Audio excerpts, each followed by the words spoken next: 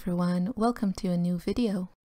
If you're new here, welcome. My name is Irit, I'm a watercolor and mixed media artist, and on this channel I share my passion for watercolors and the joy of painting, mostly with watercolors but other mediums as well. I would love for you to subscribe. I post new videos all the time, although the summer has been somewhat challenging, but I am hoping that I am on my way out and out of my artist's block, and today we will be painting. So if you want, I don't know, just a little bit of background or previously on or in the studio, then you can watch my palette cleaning video and my artist's block pep talk chat video that also came up recently. So this is my desk, my palette. We are painting today. I am spraying it with some water, which is something I highly recommend if you use, like me, kind of, dried up tube paint.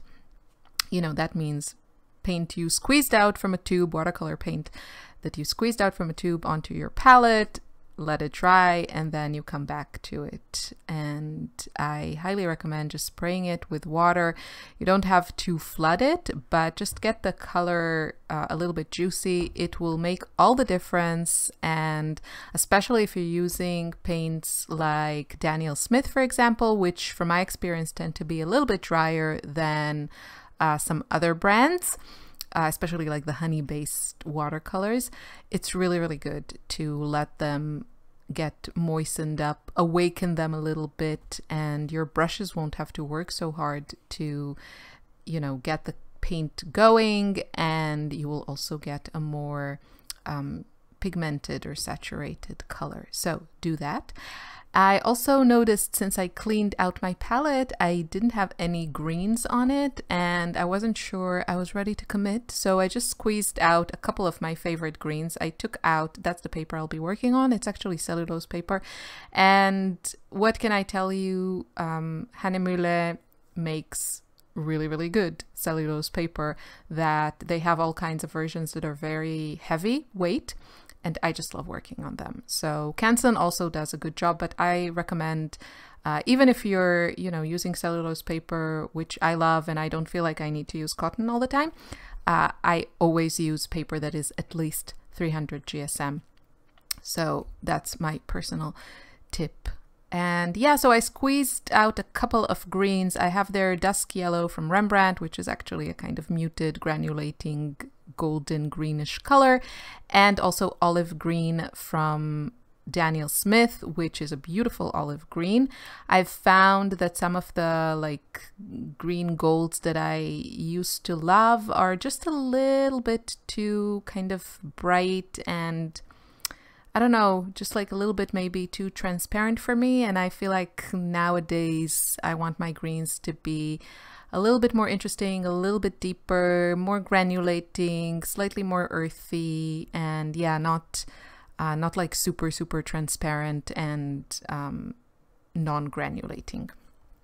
The third tube that I have here on screen is actually Cascade Green, which I also love. And I, now that I'm thinking about my choice of subject for my painting, I'm thinking maybe it would actually be a really good choice. So I'm painting another beach scene, and you can see me chat about that in my artist's block video. And the reason I'm thinking Cascade Green might work well with that is that Cascade Green is a granulating, separating color, and it has very obvious notes of turquoise in it. And I think that could work really well in creating the water part of my beach scene, especially when mixed with cobalt turquoise or teal, which I'm actually using both in these paintings. So this is kind of the third version that I've made in the last day, And it's the first one that I've made on a paper that I really like. So, you know, I'm serious. I have full intentions of making this happen. And I really enjoyed everything, the whole process, and also the result. And I even did something that I hardly ever do when it comes to my paintings. But you'll have to see the close-up shots for that. Okay, so I started with this very loose, very colorful sketch using, you know it, let's say it all together, Caran Neocolor 1.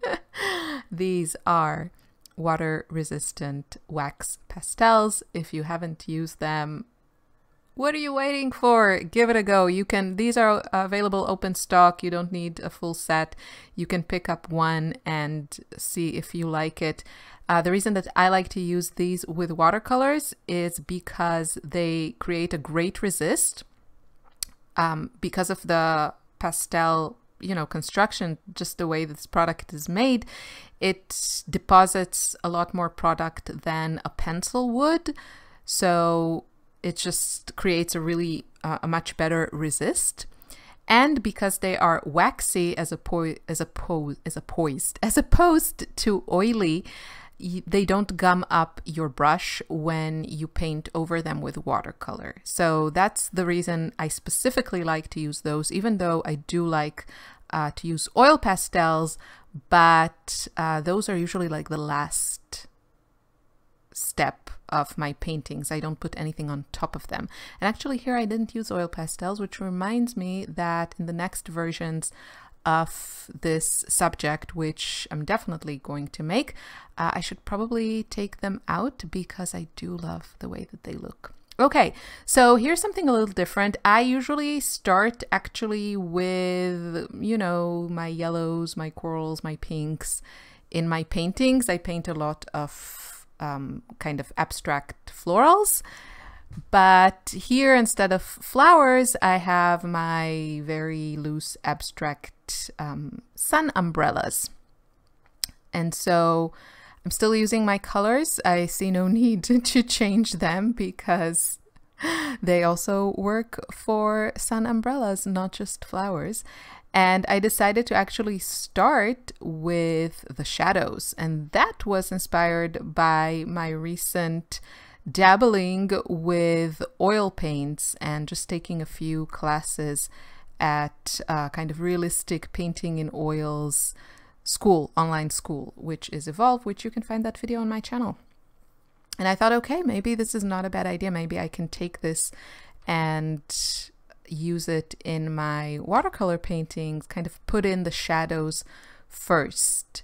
And I think I like it.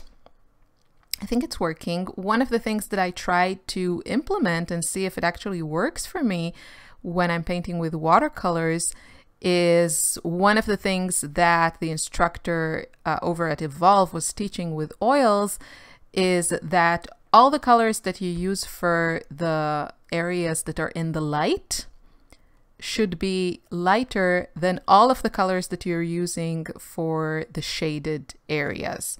So this really focuses on value.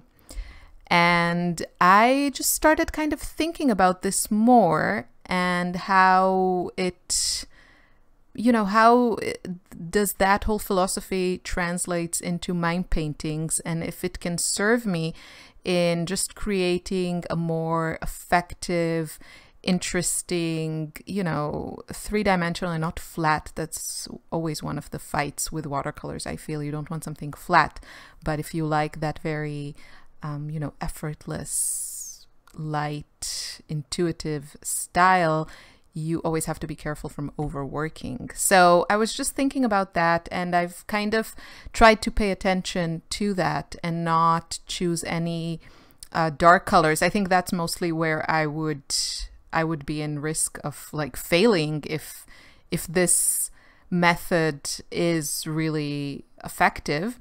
Is I would probably use, let's say, some intense pinks in areas that are more in the light, you know, even though I don't really have a light source here, I'm kind of like winging it. The right top side of my sun umbrellas is in the light and the bottom left is in the shade, because I decided that's how I want it. So I'm thinking, so that's kind of what I have to pay attention to, like not to put those intense pinks, which I think have a darker value than we might kind of intuitively assign to them. I remember reading, or like, I don't know, where I came across this information that, you know, in like black and white movies or black and white photos, red actually translates like really, really dark. So when you turn it to black and white, it actually has a very dark value. So I'm thinking pink is probably the same. And that's why I try to kind of pay attention to that in this painting. And yeah, I can't tell you if that was like a good move, but I'm trying, just trying to be a bit more mindful of all kinds of things. And, you know, any tip, technique, I don't want to say trick because it's not a trick, but any kind of tool I can put in my toolbox that can help me make more successful paintings, I'm definitely going to try it. And I'm definitely going to listen to people that have experience and, you know, mostly know what they're talking about. Okay, so yeah, this, as you can see, it has all the things that are me. It has my colors. It has these kind of, you know, brush strokes, what I call many times like the artist hand, that you have these expressive brush strokes. And it was a joy to paint with this. And also what I paid attention to this time, even though I didn't pre-mix all of the colors that I used on my painting, it's just something I don't know, I struggle with like doing that prep work. It's, for me, it's like I just want to get to the good part. So I still haven't succeeded in doing that, but I did try really, you know, I did my best not to put on the painting any colors that I didn't love. And if I created those mixes in my palette, instead of just like being lazy and, you know, either using them or whatever, I just cleaned them up fast from my palette, so I didn't have the temptation to use them, or that they didn't mix with the mixes that I did like. And I think that really helped me kind of avoid any areas with colors I wasn't completely in love with. Looking at this painting now, you know, as I'm narrating the video, what I think I could maybe work a little bit more on the color mixtures in my sun umbrellas. I feel like I see a lot of like there's yellow and then there's purple, especially in the two smaller ones. In the middle one, I see more of those shades in between, so almost creating a little rainbow, which I love. So I'm thinking I should work on that a little bit more, create some more colors in between. But I am loving the expressive brush strokes. I really like this composition. It makes me happy. Also, looking at this, I think I should probably make a little bit more of an effort to, you know, kind of highlight one of the sun umbrellas a little bit more. Maybe make the two smaller ones that, you know, are probably more in the back if I want to create a bit more depth. Maybe just make them a little bit lighter, a little bit, maybe even slightly colder, slightly like bluer, and not as colorful, so that the front one really pops. Just that there's a bit more variety, a bit more interest. I should probably pay a little bit more attention to that. I feel like especially the one on the top, the small sun umbrella, just has a bit too much going on. I think it could be a bit looser, so that it's not such a focal point. Or I can add a bit more detail to the main one in the center. Or I can just move it a bit. Maybe it's, you know, I just am not sure the composition here is perfect. So there's all kinds of things to do. I think I do like the portrait orientation of the paper, and the other two sketches I made were landscape. But I'm very, very open to playing around with this. This is like such a fun subject for summer. I, recently came back from Greece. I'm hoping we can go again actually this summer, but we've had so many plans canceled in the last year and a half that I have absolutely no expectation, and I'm kind of reluctant to book anything. So we'll see how things go, but I'm hoping to go again and see the sea again. And yeah, here I am adding a few more details with my Neocolor one. Probably at this point I should have brought out my oil pastels, so I'll probably do that in the next version. Anyway, I hope you enjoyed this video. I hope you found it inspiring. I guess the point is just to share with you what I'm doing and hopefully inspire you to try painting whatever it is you want to paint in your own way, in your own colors, in your own style, and don't feel like you have to do things the way that other people suggest that you do them. So here I am adding dark pink very, very carefully, and then the camera cut me off, but not a lot happened after that.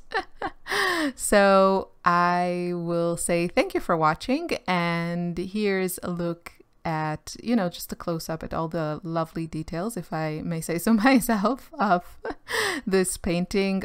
That granulation, those colors makes me so, so happy. And here you can see what I did after the camera cut me off. I signed this, so this is my signature. It's in Hebrew. Thank you for watching. Bye-bye.